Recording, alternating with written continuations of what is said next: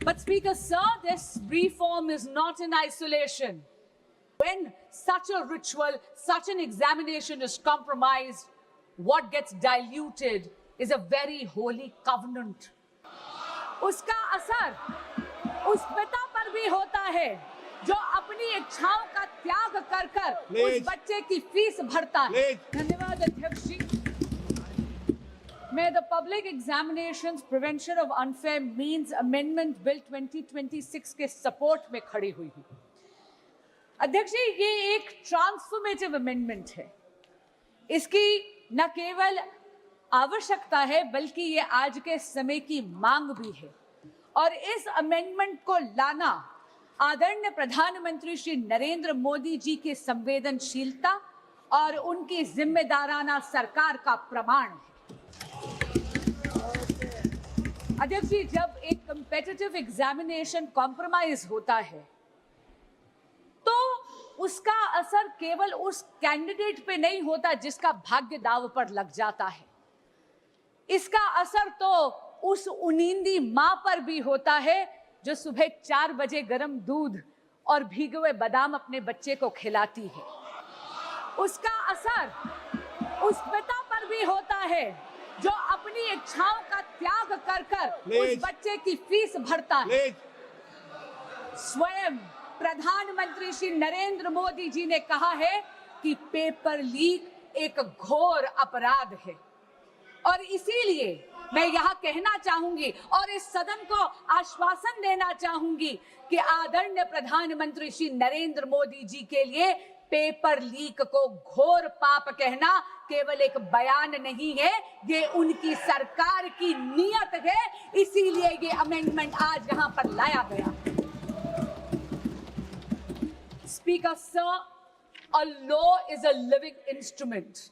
It needs to evolve with the challenges that it faces. And in a democracy as complex as ours, in a democracy as large as ours, an examination is definitely the truest, most meritocratic ritual. Because this is one ritual where under the same clock, the son of a laborer and the daughter of a CEO sit down, answer the same set of questions and get judged by the same yardstick. When such a ritual, such an examination is compromised, what gets diluted is a very holy covenant. A covenant that binds the most striving children of India. A quiet promise that in India, effort and merit alone shall prevail. अध्यक्ष जी, आज परीक्षा mafia संगठित हो गया है, cross state criminal network बन गया है और ये बिल, ये जो संशोधन आज लाया गया है, ये ज्यूरिसडिक्शन की उलझन को सुलझाता है, उसको समाप्त ही कर देता है। क्योंकि इस बिल में ये प्रावधान है कि केंद्र सरकार एक स्पेशल टास्क फोर्स का गठन कर सकती है इन्वेस्टिगेशन के लिए और एक बार जांच शुरू हुई तो घड़ी की गिनती चलने लगती है न्याय के पक्ष में। क्यों? क्योंकि ये बिल ये प्रावधान भी देता है कि हर स्टेट और हर यूनियन टेरिटरी में एक स्पेशल फास्ट ट्रैक कोर्ट का गठन हो। यही नहीं, इन्वेस्टिगेशन एजेंसीज को ये बिल ये कहता है कि आपको मात्र 2 महीने के अंदर अंदर पूरी की पूरी प्रक्रिया समाप्त करनी है और जो फास्ट ट्रैक कोर्ट है उसको पूरा का पूरा ट्रायल 3 महीने के भीतर भीतर खत्म कर कर अपना फैसला देना है। डे टू डे ट्रायल के साथ साथ ये भी प्रावधान इस संशोधन में दिया गया है कि स्पेशल पब्लिक प्रोसिक्यूटर्स अपॉइंट करे जाएंगे। उनका एकमात्र काम होगा केवल और केवल इस प्रकार के मुकदमों की पैरवी करना और किसी भी प्रकार की अननेसेसरी एडजर्नमेंट कोर्ट नहीं देगा। अगर किसी भी प्रकार की एडजर्नमेंट कोई भी पक्ष अगर लेगा तो उसके रीजंस जज राइटिंग में नोट कर कर देगा। और अगर किसी मुजरिम को ये लगता है कि अरे अपील कर कर वहां पर अपील का टाइम लंबा खींच लूंगा, तो अध्यक्ष जी मैं ये कहना चाहूंगी कि उसका भी ये उम्मीद पूरी तरह समाप्त करता है ये संशोधन। क्योंकि यह संशोधन यह कहता है कि appeal directly division bench of high court को जाएगी, यानी कि जहां पर 2 जजेस न्यायपीठ पर बैठे हुए हैं, और अपील भी मात्र 3 महीने के अंदर अंदर समाप्त कर उसका फैसला सुनाया जाएगा। अध्यक्ष जी, मैं स्वयं एक वकील हूं। हमें हमेशा एक लीगल मैक्सिम सिखाया गया, justice delayed is justice denied. यही आत्मा बन गया है इस संशोधन का, और इसके लिए मैं आदरणीय प्रधानमंत्री श्री नरेंद्र मोदी और एनडीए की सरकार को बधाई देती हूं। स्पीड के साथ साथ यह संशोधन सजा को भी और कठोर करता है। आप ये देखिए कि अगर साधारण अपराधी है तो उसको 10 लाख नहीं 50 लाख का जुर्माना देना पड़ेगा अब, और उसकी सजा भी 3 से 5 वर्ष की बजाय 5 से 10 साल तक बढ़ा दी गई है। अगर कोई सर्विस प्रोवाइडर इसमें जुर्म करता है तो उसका जुर्माना बढ़ाकर 5 करोड़ रुपए कर दिया गया है, और 8 साल के लिए उसको डीबार कर दिया जाएगा। और यही नहीं, अगर कोई क्रिमिनल ऑर्गेनाइजेशन इसमें है, कोई संगठित अपराध इसमें अगर पाया जाता है, तो मिनिमम फाइन 10 करोड़ रुपए कर दिया गया है, और जेल का टर्म 7 से 10 वर्ष कर दिया गया है। And therefore, Speaker Sir, this amendment protects merit, it preserves fairness and safeguards the dreams of India's youth. It provides for expeditious investigation. It provides for time-bound trial procedures while reinforcing institutional accountability across the entire examination ecosystem. This amendment is the product of a responsive governance by a responsible Modi government. But Speaker Sir, this reform is not in isolation. अध्यक्ष जी, प्रधानमंत्री श्री नरेंद्र मोदी जी तो वो नेता हैं जो youth lead development का मूल मंत्र देते हैं विकसित भारत के संकल्प को सिद्ध करने के लिए, और इसीलिए परीक्षा में चर्चा कर उन्होंने अपने व्यक्तिगत समय का निवेश करा है इस देश के युवाओं में। उन्होंने तो ये सुनिश्चित करा है कि हमारे देश का बच्चा एग्जाम वॉरियर से एग्जाम वॉरियर बन जाए। पिछले 12 वर्षों में शिक्षा के क्षेत्र में मोदी सरकार के अथक प्रयासों से रिफॉर्म एक्सप्रेस चल रही है।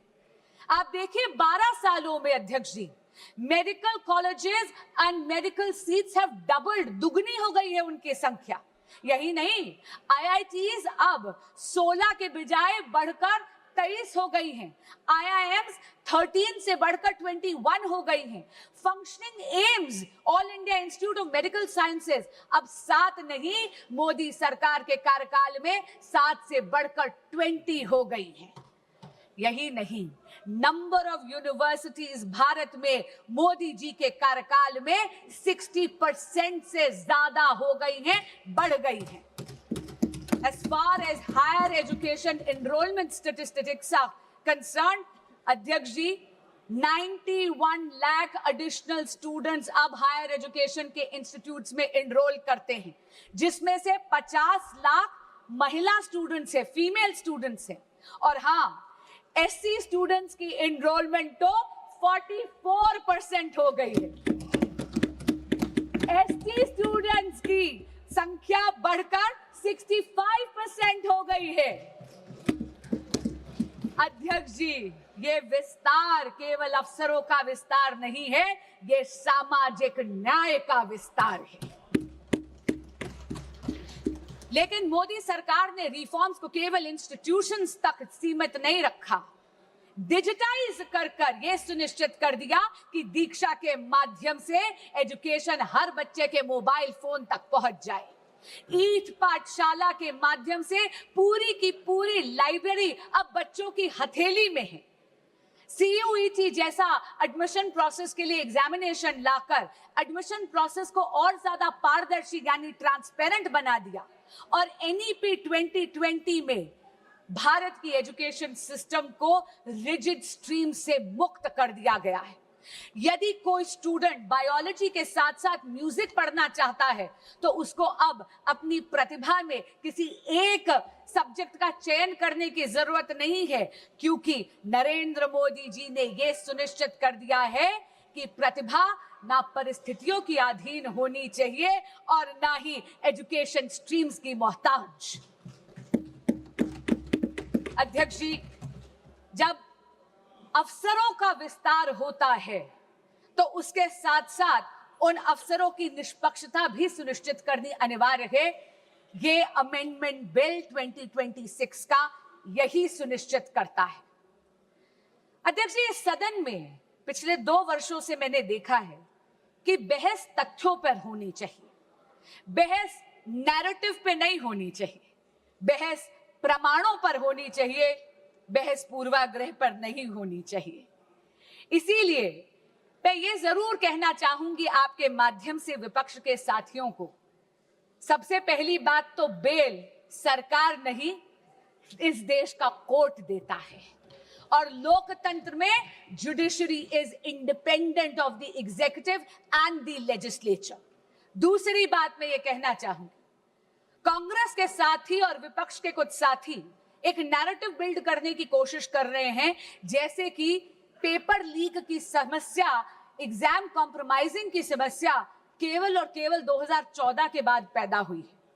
अध्यक्ष जी, मीडिया की रिपोर्टों का अगर हम सच माने तो विपक्षी दलों के जहां जहां पर शासित राज्य हैं और पिछले जब एक दशक था, जब 2014 से पहले कांग्रेस लेड यूपीए सरकार था, तब 1 नहीं 2 नहीं बल्कि टोटल 22 बार पेपर लीक होकर कैंसिल करने पड़े। उनमें से कांग्रेस लेड यूपीए सरकार के अधिकार क्षेत्र में आने वाले 6 ऐसे एग्जामिनेशंस हैं जो सीधा केंद्र सरकार के नीचे आते थे। अध्यक्ष जी, AIIMS PG examination 2006, ICAI CPT examination 2007, CLAT 2009, Railway Recruitment Board Examination 2009, AIEEE 2011, SSC CGL Examination 2013, ये सारी की सारी पेपर लीक तब थी जब विपक्षी दल सत्ता में था, यानी कांग्रेस लेड यूपीए गवर्नमेंट थी। अब मैं राज्यों के कुछ आंकड़े आपको देना चाहूंगी। राजस्थान में जब कांग्रेस की सरकार थी तो REET, RPSC, senior teacher recruitment, police constable examination recruitment, forest guard recruitment, CHMO recruitment exams leak हुए। टीएमसी की जब सरकार थी, पश्चिम बंगाल में टीचर रिक्रूटमेंट स्कैम में सुप्रीम कोर्ट ने 27,753 अपॉइंटमेंट्स को कैंसिल करा गया, क्योंकि उन्होंने उसमें फ्रॉड और मैनिपुलेशन पाया। यही नहीं, जब बीआरएस की सरकार थी तेलंगाना में तो टीएसपीएससी पेपर का लीक हुआ। उत्तर प्रदेश में जब सपा की सरकार थी तो police constable recruitment paper leak हुआ। तब तो सॉल्वर गैंग्स और ऑर्गेनाइज्ड एग्जाम फ्रॉड के गैंग्स वहां ऑपरेट करते थे। और हाल ही में पंजाब में, ये तो इसी साल की बात कर रही हूं, फार्मेसी ऑफिसर रिक्रूटमेंट एग्जामिनेशन में तो हाई टेक यानी ब्लूटूथ का इस्तेमाल कर उस पेपर को कॉम्प्रोमाइज करना गया। पर मैं पूछना चाहती हूं, इससे पहले कि विपक्ष मुझ पर यह इल्जाम लगाए that I am talking about whataboutery, this is not about whataboutery, but I am calling out the opposition on its selective outrage. मैं पूछना चाहती हूं विपक्ष से कि अगर ये सिद्धांत की लड़ाई है तो सिद्धांत सरकार देख के बदल कैसे जाता है। मैं पूछना चाहती हूं कि अभी खड़े होकर इन्होंने तत्कालीन केंद्रीय शिक्षा मंत्री की बात करी, क्या माननीय गौरव गोगोई जी ने अभी तक पंजाब के एजुकेशन मिनिस्टर का इस्तीफा मांगा है या नहीं? यही बात नहीं है अध्यक्ष जी, एक सिंगल प्रोफेशनल टेस्टिंग एजेंसी की मांग पिछले 30 साल से इस देश में पेंडिंग थी। 1986 की जो नेशनल पॉलिसी थी एजुकेशन की, उसका जब प्रोग्राम ऑफ एक्शन 1992 में आया, तब ये मांग उभर कर आई।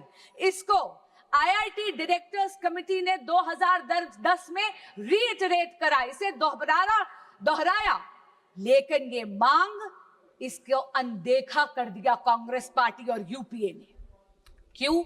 क्योंकि उनको कोई फर्क नहीं पड़ रहा था कि इस देश के युवा का भविष्य कसौटी पर नहीं उखड़ रहा था। उनको कोई फर्क नहीं पड़ रहा था कि इस देश के युवा का भविष्य उसकी बलि दी जा रही थी। ये तो नरेंद्र मोदी की सरकार आई, एनडीए की सरकार आई, तो 2017 में एनडीए का गठन हुआ। अध्यक्ष जी, जहां पर कांग्रेस शासित यूपीए ने पॉलिसी वैक्यूम करा, वहीं पर अगर मैं जेनजी की भाषा को बोरो करूं, then I will have to say Modi ji clocked it and provided a legislative solution. But while Narendra Modi provided an anti-paper leak law, a very robust law, which today is being even more formidable, all that the opposition did was chase political opportunism. अध्यक्ष जी, फर्क साफ है। फर्क केवल सरकार का नहीं, फर्क सोच का भी है। यूपीए का मंत्र है delay, deflect and deny. Modi का मंत्र है डिटेक्ट, डिसाइड एंड डिलीवर।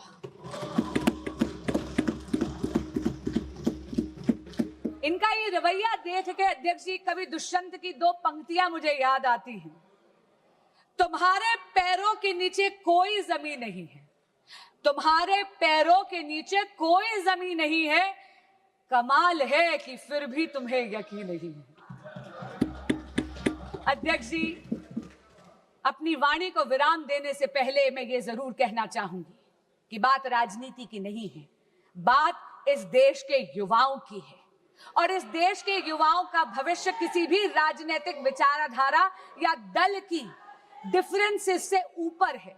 और इसीलिए मैं यहां से, इस सदन के पटल से, हर प्रकार के एग्जामिनेशन माफिया को चेताना चाहूंगी कि आप इस सदन के संकल्प से बड़े नहीं हैं। और आज आपके माध्यम से अपील करना चाहूंगी विपक्ष के साथियों से और सदन के एक एक सदस्य से कि सर्वसम्मति से आज इस संशोधन को पारित करिए। अब ना कोई पेपर बिकेगा, ना किसी का सपना झुकेगा। जो युवाओं के भविष्य को लूटेगा वो सलाखों के पीछे रहेगा। जय जगन्नाथ। बहुत बहुत